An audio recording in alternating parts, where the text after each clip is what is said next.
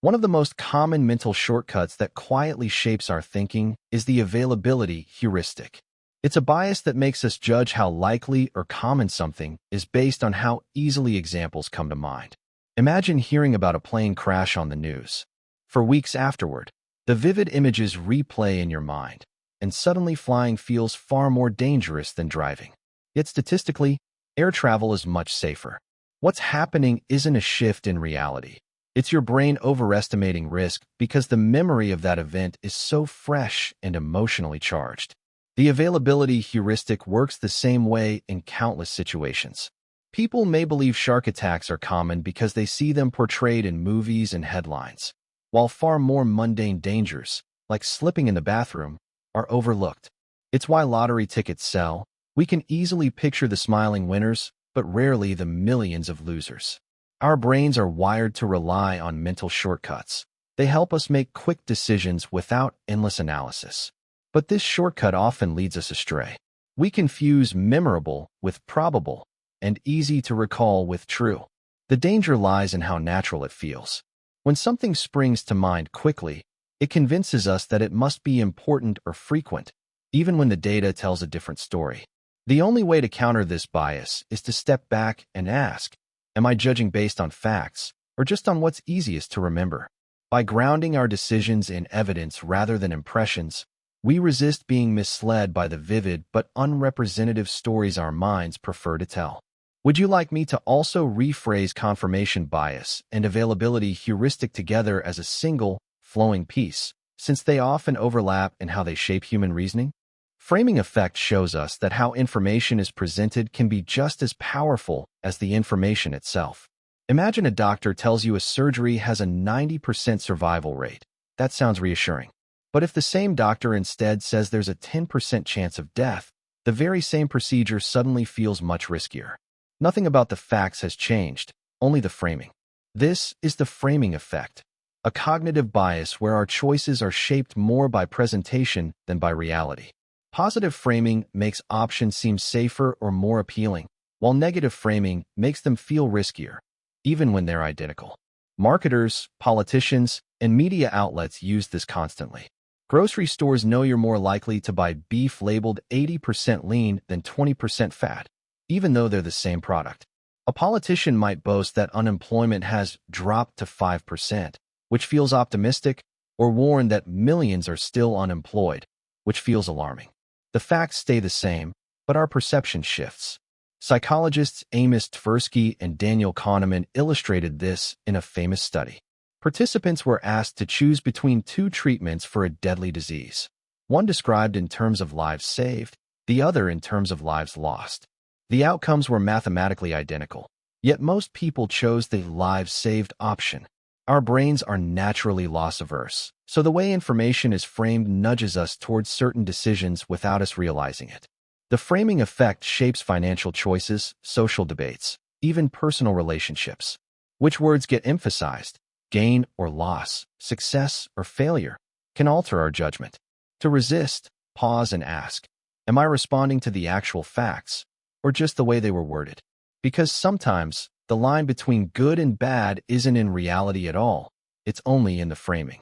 Do you want me to carry this same documentary-style tone into your Hindsight Bias script, so it flows seamlessly with the rest?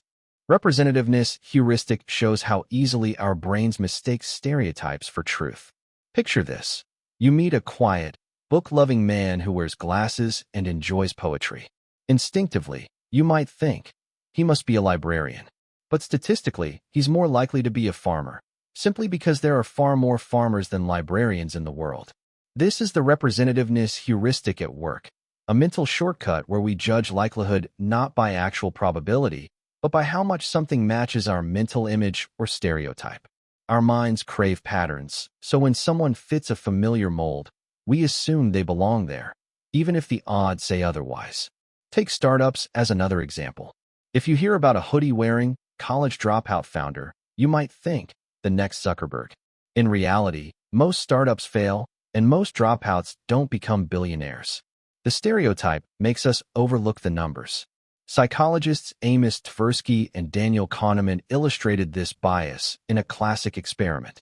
Participants read about a woman named Linda, outspoken, intelligent, passionate about social justice. When asked if she was more likely to be a bank teller or a bank teller active in the feminist movement, most chose the second option. But that's a logical error. The second group is smaller, so statistically, it's always less likely. Still, people chose it because Linda fit the stereotype.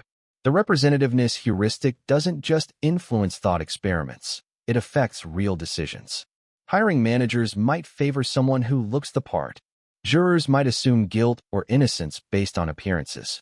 Even our trust in others often comes down to whether they fit a familiar pattern. The danger is that what feels right isn't always true. So next time you're making a snap judgment, ask yourself, am I relying on evidence, or just on a story my brain finds familiar? Because sometimes, the most convincing narrative isn't the most accurate one. Do you want me to also smooth all these biases into one continuous script so it flows like a single documentary episode instead of separate segments? Anchoring is another subtle mental trap, one of the easiest to miss because it feels like rational judgment. It happens when we rely too heavily on the first piece of information we encounter, the anchor, and let it shape all of our later decisions, even when that starting point is arbitrary. Picture this. You're negotiating the price of a car. The seller starts at $30,000. Suddenly, every counteroffer you make revolves around that number. Even if the car is really worth $20,000, the initial figure drags your thinking upward, making a bad deal feel reasonable. Anchoring doesn't just happen in negotiations. It influences salaries, shopping, and even everyday estimates. If someone asks whether the tallest tree in the world is more or less than 500 feet, and then asks you to guess its actual height, your answer will almost certainly be closer to 500, even though the real height is much higher. The first number you heard sticks in your mind, pulling your judgment toward it. This bias works because our brains crave shortcuts. Instead of recalculating from scratch, we unconsciously latch onto the first number or idea presented, adjusting only slightly from there. But those adjustments are rarely enough, leaving our decisions skewed. Anchoring can affect far more than money. It can shape how we evaluate risks, set expectations, or even form opinions. A single headline, statistic, or suggestion can tip the scales of our reasoning without us realizing it. The best defense is awareness. When you notice yourself fixating on a starting number or idea, pause and ask, am I evaluating this independently, or am I being dragged by an anchor? By questioning that first impression, you give yourself the chance to step outside its pull and see reality more clearly. Do you want me to also connect anchoring, availability heuristic, and confirmation bias into one smooth narrative about cognitive biases, as if it were part of the same documentary script? Hindsight bias is the reason everything feels obvious after it happens. Think back to a major news story, a company collapsing, a celebrity scandal, or your favorite team losing a big game. Looking back, you might think, I knew that was going to happen. But did you really? Or does it only feel that way now that you know the outcome? Hindsight bias, often called the I knew it all along effect, is our tendency to view past events as more predictable than they truly were. Once the result is revealed, our brains rewrite the past, convincing us that we saw it coming, even if we didn't. This illusion shows up everywhere. After a stock market crash, analysts highlight obvious, warning signs they mostly ignored before the fall. Sports fans claim they knew their team would lose, even though hours earlier they were hopeful. Failed relationships, business blunders, and political surprises all seem inevitable in retrospect. But if they were so clear, why didn't we act on them before they happened? Psychologists Baruch Fischhoff and Ruth Bath demonstrated this bias in the 1970s. Before Richard Nixon's trip to China, participants predicted possible outcomes. Afterward, when told the real results, they misremembered their original guesses, believing they had been more accurate than they actually were. Hindsight bias doesn't just distort memory, it erases uncertainty, making the past feel scripted.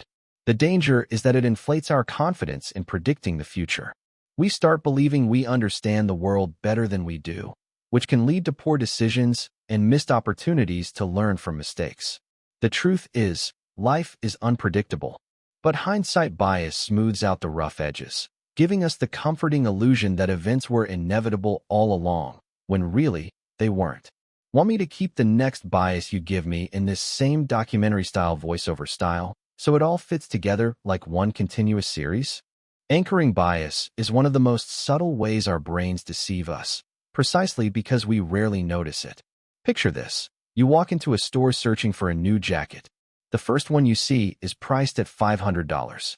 That's outrageous, you think. Then you spot another for $250, and suddenly it feels like a great deal, so you buy it. But here's the trick.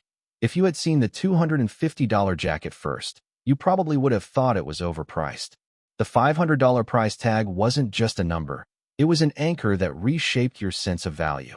Anchoring bias happens when we place too much weight on the first piece of information we encounter. That initial figure, whether it's a price, a statistic, or even a random guess, becomes a reference point, subtly steering every judgment that follows. Businesses use this against us all the time. Car dealerships often show customers the most expensive model first, making the cheaper ones look like bargains in comparison. Salary negotiations work the same way. The first number put on the table tends to pull the final outcome closer to it. Psychologists Amos Tversky and Daniel Kahneman demonstrated this in a famous experiment. Participants spun a wheel rigged to land on either 10 or 65. Then were asked to guess the percentage of African countries in the UN. Those who landed on 65 consistently gave higher estimates than those who landed on 10. The wheel's numbers were meaningless, yet people unconsciously used them as anchors. Even experts aren't immune. Judges issue harsher sentences when exposed to higher suggested penalties. Real estate agents value properties differently depending on the first price they hear. Once an anchor is set, it exerts a powerful gravitational pull on our reasoning. The only real defense is awareness. Before making a choice, pause and ask yourself, am I evaluating this fairly, or am I being dragged by the first number I saw? Because often, what feels like reason isn't reason at all. It's just the shadow of an anchor. Would you like me to merge this with your availability heuristic and confirmation bias scripts so they flow together like chapters in one seamless documentary? The halo effect shows how one good impression can distort everything else we believe about a person.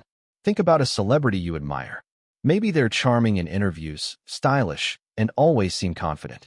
Without realizing it, you might also assume they're kind, intelligent, or even a great leader, despite having no real evidence. That's the halo effect in action, when one positive trait, like attractiveness or charisma, colors our entire perception of someone. It happens everywhere. Job candidates who dress sharply and speak well are often rated as more competent than equally qualified applicants who don't present themselves the same way. Charismatic politicians are perceived as more trustworthy than quieter, less polished ones. Even in classrooms, well-behaved students are often assumed to be smarter than those who act out, regardless of actual performance. Psychologist Edward Thorndike uncovered this bias in a study with military officers. When asked to rate soldiers, officers gave higher marks across the board: intelligence, leadership, discipline, simply because the soldiers looked more physically fit. Their brains weren't being objective. They were filling in the gaps based on a single strong impression. The halo effect is subtle but powerful, shaping decisions in hiring, dating, politics, and even legal judgments. It tricks us into thinking that if someone looks the part, they must be the part. The key to resisting it is simple. Pause and question your first impression. Are you really seeing the person as they are, or just under the glow of a halo?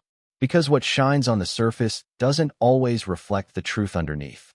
The familiarity heuristic is a mental shortcut where our brains favor what we already know over what's new or unfamiliar, even when the alternative might actually be better.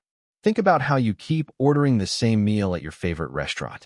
It's not necessarily the tastiest option. It just feels safe because you've had it before. That's familiarity steering your choice. This bias explains why we often prefer well-known brands, even if their quality is lower, why repeated pop songs start to feel catchy, and why familiar faces seem more trustworthy. Simply put, repeated exposure creates comfort, and comfort tricks us into thinking something is good or reliable. There are benefits. Familiarity helps us make quick decisions without overanalyzing every possibility. But it can also distort judgment. Research shows that people are more likely to believe false information if they've heard it multiple times, even when they know it's false.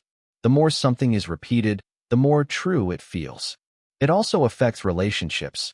We're more likely to feel drawn to classmates, coworkers, or public figures we see often. Not necessarily because they're better people, but because constant exposure makes them feel more trustworthy. The danger of the familiarity heuristic is that it can keep us stuck, choosing comfort over growth. We cling to what's known instead of exploring new, possibly better opportunities.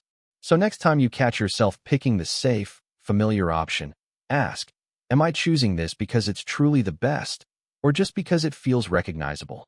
The horn effect is the flip side of the halo effect, where instead of being blinded by someone's strengths, we let a single flaw overshadow everything else about them. Think about meeting someone for the first time. Maybe their handshake felt weak, their voice sounded awkward, or their shirt was wrinkled. Before they even finish a sentence, you've already judged them as untrustworthy or incompetent. That snap judgment is the horn effect at work, when one negative trait unfairly colors our entire perception of a person. It happens everywhere. In job interviews, a candidate who stumbles early on might be written off as unqualified, no matter how strong their resume is. In schools, students labeled as troublemakers often find their mistakes judged more harshly than those of well-liked classmates. Even in courtrooms, research shows that defendants who simply look less trustworthy because of posture, facial expression, or tattoos tend to receive harsher judgments, regardless of the facts. The danger of the horn effect is that it convinces us we're being objective when really, we're reacting to a biased first impression. One small detail spreads like a shadow, obscuring everything else. The next time you find yourself dismissing someone too quickly, pause and ask, am I seeing the whole person, or just one trait magnified out of proportion? Because sometimes the real flaw isn't in them. It's in the way we choose to look. The placebo effect is one of the most fascinating ways our minds can shape our reality. Imagine taking a pill for a headache, only to learn later it was nothing more than sugar, yet your pain disappeared anyway. How? That's the power of belief at work. The placebo effect occurs when someone experiences genuine improvements in their condition simply because they believe they're receiving treatment, even when the treatment is fake. This isn't just in your head. Research shows that belief itself can trigger the brain to release chemicals like endorphins and dopamine, easing pain and improving symptoms. Doctors have observed this effect in countless areas, from pain relief and depression to athletic performance. In one study, athletes given saline injections, but told it was a performance-enhancing drug, actually showed measurable improvements in strength and endurance. Their minds convinced their bodies to perform better. But the placebo effect has a darker side, too. It can lead people to trust fake treatments and ignore real medical solutions. It also raises tough ethical questions. Should doctors ever prescribe placebos if they know belief alone might help, even if it involves deception? What makes the placebo effect so remarkable is what it reveals about us, that our expectations can shape our reality in profound ways. If belief alone can reduce pain or boost performance, how much of what we feel and experience is driven by the stories our minds tell us? So the next time you start to feel better after taking something, it's worth asking, was it really the medicine, or was it me? The effect heuristic is a mental shortcut where our emotions steer our decisions more than logic or facts. Instead of carefully weighing options, we often let gut feelings decide for us. Imagine choosing between two brands of peanut butter. One has sleek, modern packaging, while the other looks outdated with a dull label. Without much thought, you grab the first one, not because you compared quality, but because it felt like the better choice. This bias explains why we instinctively trust people with warm smiles, assume expensive products must be superior, or fear things that merely sound dangerous. Our brains crave efficiency, so we use feelings as quick judgments. If something gives us a positive vibe, we see it as safe, valuable, or trustworthy. If it stirs discomfort, we label it risky, bad, or undesirable. Marketers and politicians exploit this constantly. Ads for junk food don't list ingredients. They show happy families sharing a meal. Political campaigns often highlight fear or admiration instead of detailed policies. Why? Because emotions drive behavior more powerfully than facts. Even in courtrooms, research shows that a defendant who looks remorseful is more likely to get a lighter sentence than one who appears cold, even if the evidence is identical. The danger of the effect heuristic is that it can cloud judgment. We might reject solid advice because we dislike the messenger or underestimate genuine risks because they don't feel threatening. The next time you face a choice, pause and ask, am I deciding based on reason or just emotion? Because while feelings can guide us, they can also lead us astray. Illusion of control. You grip the dice tightly, shake them just right, maybe even blow on them for luck, convinced your little ritual will change the outcome. But the truth is, the dice don't care. Still, it feels like they do.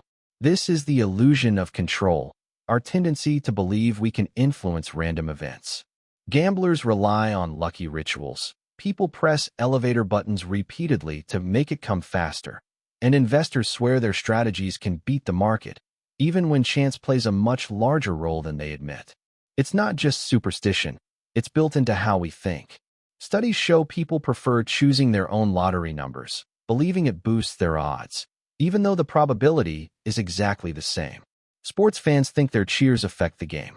Business leaders often attribute success entirely to skill, overlooking timing and circumstance.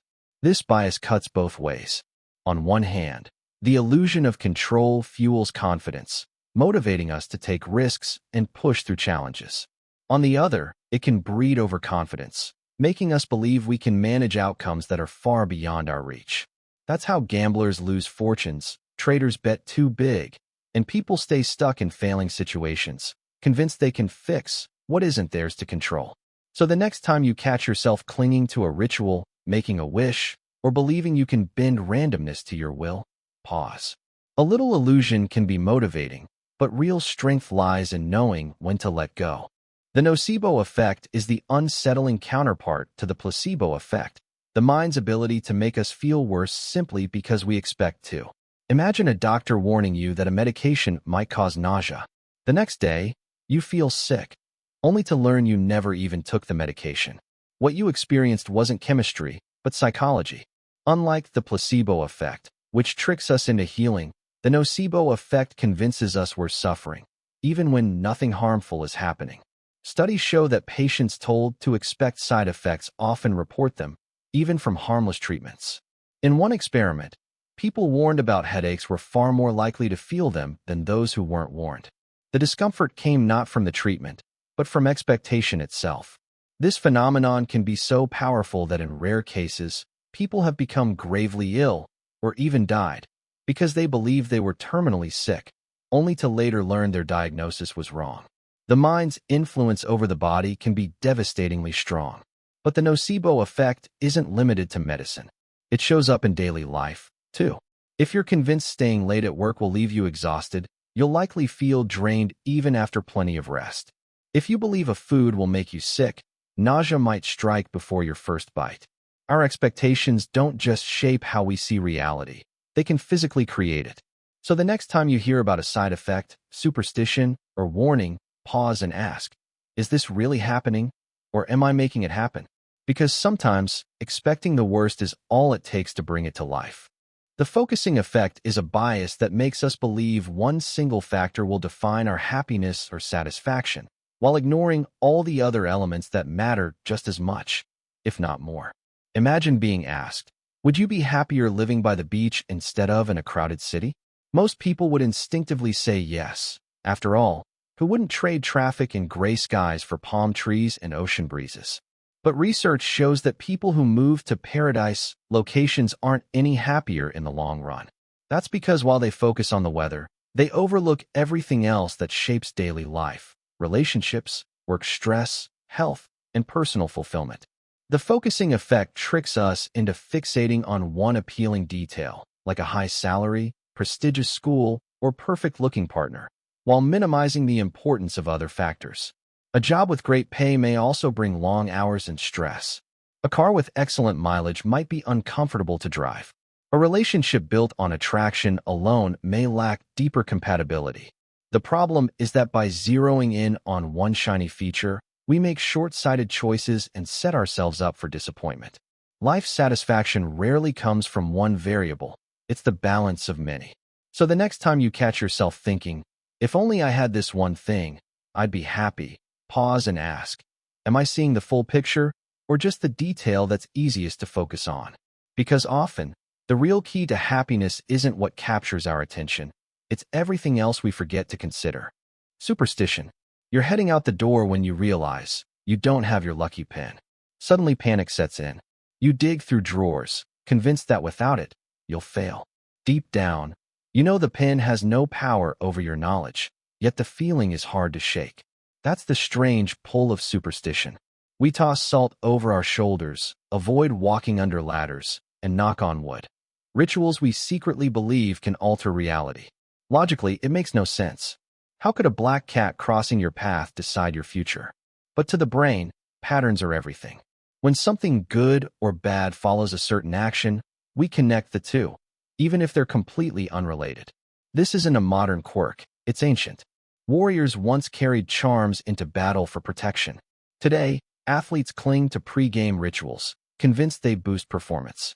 Even traders in the stock market fall into patterns, mistaking past luck for reliable strategy. Superstition survives because it offers something we all crave, a sense of control in an unpredictable world. Life is full of uncertainty, and rituals, even irrational ones, provide comfort. If wearing a certain shirt makes you feel more confident, that belief alone might help you perform better. Not because of magic, but because belief itself has power. But there's a downside. Superstition can make us fear harmless things, avoid opportunities, or place more faith in luck than in effort.